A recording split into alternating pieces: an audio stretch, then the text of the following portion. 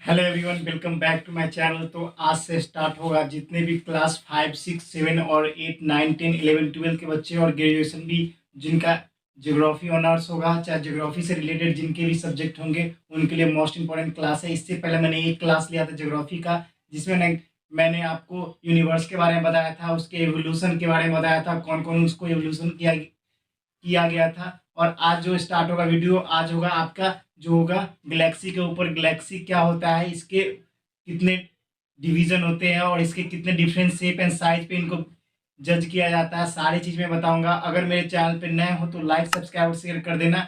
और ये इन सारे एग्जाम के लिए इंपॉर्टेंट है, कॉम्पिटेटिव के लिए भी इंपॉर्टेंट है, और अगर आप बोर्ड की तैयारी करें उसके लिए भी इंपॉर्टेंट है। जिसका जिसका हिस्ट्री ज्योग्राफी सब्जेक्ट होगा उनके लिए तो मोस्ट इंपॉर्टेंट है। बस स्टार्ट करते हैं पूरे फुल एक्सप्लेनेशन के साथ। और एग्जाम में आप कैसे पूछ दे जाए गैलेक्सी के बारे में एक्सप्लेनेशन, तो कैसे आप एक्सप्लेन कर पाओगे। तो स्टार्ट करते हैं। सबसे पहले देख लीजिए गैलेक्सी होता क्या है। तो गैलेक्सी सबसे पहले जानने की कोशिश करेंगे और उसके डिफरेंट टाइप्स जो भी है वो सब मैं दिखाऊंगा। और हम लोग किस गैलेक्सी में रहते हैं वो सारा चीज मैं आपको अच्छे से बताऊंगा। तो सबसे पहले देख लीजिए गैलेक्सी क्या है। The galaxy are made of millions of stars held together by the force of gravity. जो गैलेक्सी है वो बना हुआ है मिलियंस ऑफ, बहुत ज्यादा मिलियंस ऑफ स्टार से बना हुआ है। और वो जो हेल्ड एक दूसरे के साथ जुड़ा हुआ है, क्या फोर्स ऑफ ग्रेविटी के कारण जुड़ा हुआ है। जो जो गैलेक्सी है अपना वो मिलियंस ऑफ स्टार से बना हुआ है, मिलियंस ऑफ स्टार से बना हुआ है। और एक दूसरे से जुड़ा हुआ किससे, ग्रेविटी के कारण एक दूसरे से जुड़ा हुआ है। And these stars account for the most of the masses of the galaxy. और these stars accounts for the most of the masses of galaxy. तो समझ लीजिए कि गैलेक्सी का जितना भी मोस्ट मासेज है, मतलब ज्यादा मासेज स्टार्स की वजह से ही है। स्टार्स के वजह से ही अपने गैलेक्सी पे ज्यादा मासेज जो गैलेक्सी का है वो स्टार्स की वजह से ही है। उसके बाद एंड्रोमेडा या वो नियरेस्ट गैलेक्सी। तो याद रखना इंपॉर्टेंट पॉइंट है, जब भी आपसे पूछे कि अपना नियरेस्ट गैलेक्सी कौन सा है तो याद रखना एंड्रोमेडा। एंड्रोमेडा सबसे नियरेस्ट गैलेक्सी है हम लोग के सोलर सिस्टम में। याद रखना Andromeda is our nearest galaxy. तो नियरेस्ट गैलेक्सी कौन सा है, एंड्रोमेडा, ये ध्यान में रख लेना।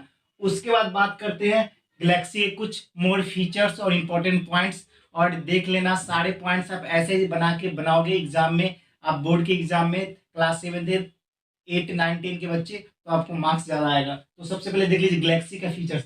Galaxy are giant assemblies of stars.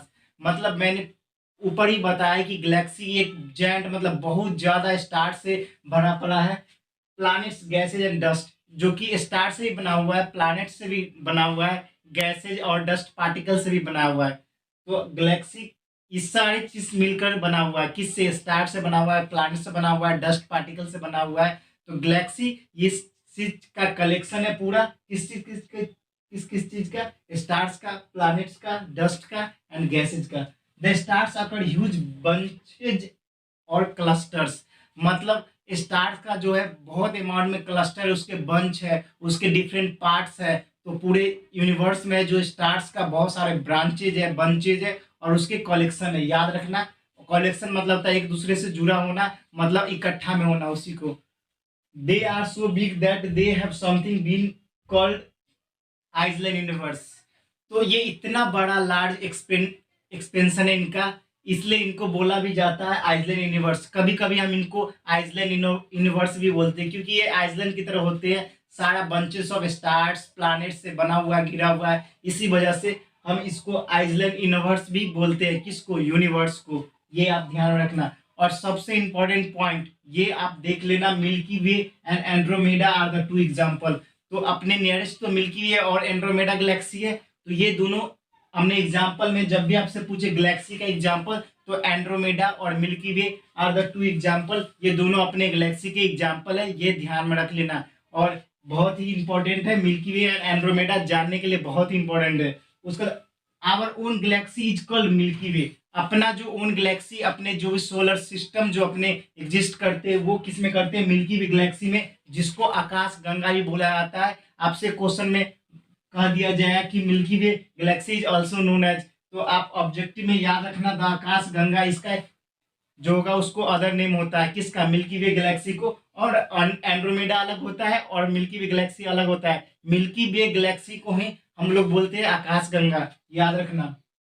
And it contained about 3 billion stars and one of these is our sun. और जो ये आकाश गंगा, इसके अंदर 3 बिलियन स्टार्स है और उसी में अपना सन भी आता है।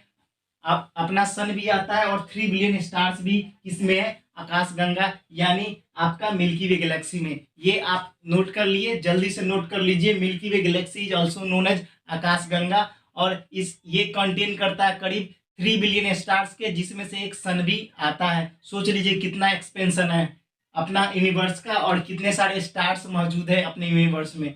उसके बाद ये तो जल्दी से आप याद कर ले, नोट कर ले। उसके बाद बात करते हैं इडविन हबल की। इडविन हबल 1924 उन्होंने first demonstrated existence of galaxy beyond Milky Way. Milky Way के अलावा और भी डिफरेंट डिफरेंट गैलेक्सी है, इसको एग्जिस्टेंस किसने दिया था? इडविन हबल ने। इडविन हबल ने बोला था कि एक मिल्की वे गैलेक्सी जिसमें अपना सोलर सिस्टम है और इसके अलावा और भी इस ऐसे प्रकार के अनेक प्रकार के सोलर सिस्टम है और उनके क्या है, उसके गैलेक्सीज है। ये आप ध्यान रखना। और एडविन हबल ने इसका जो पुष्टिकरण कब किया था? 1924 में, ये ध्यान में रख लेना। उसके बाद the galaxy are found of 3 forms in which as follow. तो गैलेक्सी को जो डिफरेंट टाइप्स ऑफ उसके इरेगुलर शेप की वजह से उनको डिफरेंट टाइप में कैटेगरी में बांटा गया है। और कौन कौन से कैटेगरी है वो मैं एक्सप्लेनेशन करूंगा। और अपना मिल्की वे गैलेक्सी और एंड्रोमेडा गैलेक्सी आखिर उसका शेप एंड साइज क्या होता है वो भी मैं बताऊंगा। तो देखिए स्टार्ट करते हैं। सबसे पहला कैटेगरी, तो सबसे पहला है स्पाइरल। तो spiral they have central nucleus with great spiral arms. मतलब स्पाइरल एक शेप है किसका? गैलेक्सी का, जो स्पाइरल की तरह होता है, जिसका सेंटर में न्यूक्लियस होता है और उसमें एक ग्रेट मतलब बहुत ज्यादा बड़ा एक स्पाइरल आर्म्स भी होता है। याद रखना, स्पाइरल्स में सेंटर में न्यूक्लियस होता है और उसके उसके ग्रेट आर्म्स होते हैं। क्या? बहुत ज्यादा आर्म्स होते हैं, स्पाइरल आर्म्स होते हैं, ये आप ध्यान रखना। उसके बाद बात करते हैं Milky Way and Andromeda are the example. तो अपना जो मिल्की वे गैलेक्सी है और एंड्रोमेडा गैलेक्सी दोनों इसके एग्जाम्पल है। ये आप ध्यान में रख लेना कि जब भी आपसे पूछ दिया जाएगा कि Andromeda Galaxy in which shape, then you can say that spiral, and Milky Way and Andromeda are the two examples। किसका एग्जाम्पल है? मिल्की वे और एंड्रोमेडा। तो आप ध्यान में रखना है स्पाइरल, ये इंपॉर्टेंट है। आपसे शेप एंड साइज से भी क्वेश्चन कभी कभी पूछ दिया जाता है, तो ये जानना आपके लिए बहुत जरूरी है कि मिल्की वे गैलेक्सी है वो स्पाइरल शेप में होता है और इसी का शेप इसका स्पाइरल है। उसके बाद बात करें इलिप्टिकल। तो इलिप्टिकल क्या होता है? इलिप्टिकल बेसिकली जिसके पास कोई आर्म्स नहीं होते, स्पाइरल आर्म्स नहीं होते, उसके सेंटर में न्यूक्लियस नहीं होती है, उसको बोलते हैं इलिप्टिकल। तो आपका गैलेक्सी एक तो स्पाइरल फॉर्म में होता है, दूसरा इलिप्टिकल जिसके कोई स्पाइरल आर्म्स नहीं होते हैं, और थर्ड है इरेगुलर। इरेगुलर मतलब जिसका कोई शेप ना हो। तो जब भी आपको बोल देगा on the basis of shape and size how many types of galaxy, then you will be say that there are 3 types of galaxy: spiral, elliptical and irregular. Irregular means there is no shape and size, that's why it is called irregular galaxy। तो ये सारे Galaxy के पूरे important concept थे। और आपको board के exam में जब भी गैलेक्सी के बारे में पूछे, आपको 6, 7, 8, 9, 10, 11, 12 के बच्चे जो ग्रेजुएशन कर रहे हैं, जिनका ज्योग्राफी से रिलेटेड सब्जेक्ट है, उनके लिए मोस्ट इंपॉर्टेंट है। और कॉम्पिटेटिव व्यू से आप पूरे एक्सप्लेनेशन के साथ मैं पढ़ाऊंगा और हर दिन एक एक वीडियो लाऊंगा ताकि आपको ज्योग्राफी में कोई प्रॉब्लम ना हो। तो दोस्तों आई होप आपको ये वीडियो पसंद आया होगा। अगर आपको ये वीडियो पसंद आया तो मेरे चैनल को लाइक, सब्सक्राइब और शेयर करना बिल्कुल ना भूले। तो मिलते हैं फिर नेक्स्ट वीडियो में। फिलहाल इतना ही। जय हिंद, जय भारत, वंदे मातरम और स्टे सेफ रहो।